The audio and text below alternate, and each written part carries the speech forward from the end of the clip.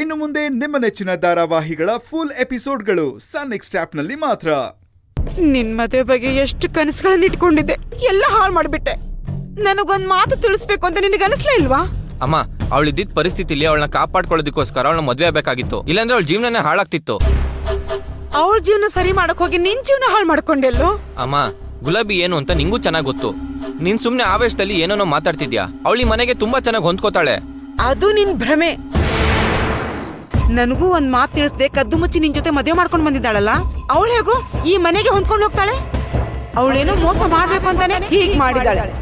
ಅಮ್ಮ, ಗುಲಾಬಿಗೆ ಪ್ರೀತಿ ಮಾಡೋದ್ ಬಿಟ್ರೆ ಮೋಸ ಮಾಡಕ್ ಬರೋದಿಲ್ಲ. ನೀನ್ ಸುಮ್ನೆ ಏನೇನೋ ಮಾತಾಡ್ತಿದ್ಯಾ. ಹಾಗಂತ ನೀನ್ ತಿಳ್ಕೊಂಡಿದ್ದೀಯ. ಅವಳೇನು ಅಂತ ನನ್ಗೆ ಚೆನ್ನಾಗ್ ಗೊತ್ತಿದೆ. ಅವಳ ನಿಜವಾದ ರೂಪ ನಾನು ನಿನಗೆ ತೋರಿಸ್ತೀನಿ. ಅಮ್ಮ, ನಿಂತ್ಕೋ.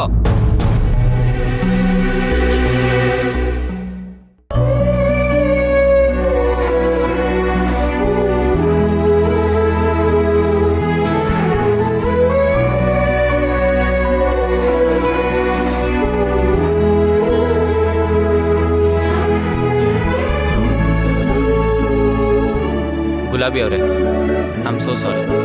ನನ್ನಿಂದ ನಿಮ್ಗೆ ಇಷ್ಟೊಂದು ತೊಂದರೆ ಆಯಿತು. ಅಮ್ಮ ಇಲ್ಲಿಗೆ ಬರ್ತಾರೆ ಅಂತ ನಾನು ಅನ್ಕೊಂಡೇ ಇರಲಿಲ್ಲ. ನೀವ್ಯಾಕೆ ಸಾರಿ ಕೇಳ್ತೀರಾ ಸಮರ್ಥ್? ನಾನು ಸಾರಿ ಕೇಳಬೇಕು. ಆ್ಯಕ್ಚುಲಿ ನನ್ನಿಂದ ನಿಮಗೆ ತೊಂದರೆ ಆಗ್ತಿದೆ. ಆದರೂ ಅಮ್ಮ ನಿಮ್ಮ ಹತ್ರ ಆಗಿ ನಡ್ಕೊತಾರೆ ಅಂತ ನಾನು ಅನ್ಕೊಂಡಿರಲಿಲ್ಲ. ಮನ್ಸಿಗೆ ಇಷ್ಟ ಆಗಿರೋ ಹುಡುಗಿಗೆ ಅವಮಾನ ಆಗ್ತಿದ್ರು ನಾನೇನು ಮಾಡೋಕ್ಕಾಗಲಿಲ್ಲ ಅನ್ನೋ ದುಃಖ. ಅದಕ್ಕೆ ನಾವಿಲ್ಲಿರೋದು ಬೇಡ, ದೂರ ಹೋಗೋಣ. ಅಮ್ಮನಿಂದ ದೂರ ಇದ್ದರೆ ಅಮ್ಮಂಗೆ ಮಗ ಬೇಕು ಅನ್ಸುತ್ತೆ. ಆಗ ನಮ್ಮಿಬ್ರು ನಾವು ಒಪ್ಕೋತಾರೆ. ತಪ್ಪು ಸಮರ್ಥ್. ನಾವ್ ಆ ರೀತಿ ಮಾಡಿದ್ರೆ ಜನ ಏನ್ ಮಾತಾಡ್ಕೋತಾರೆ ಗೊತ್ತಾ?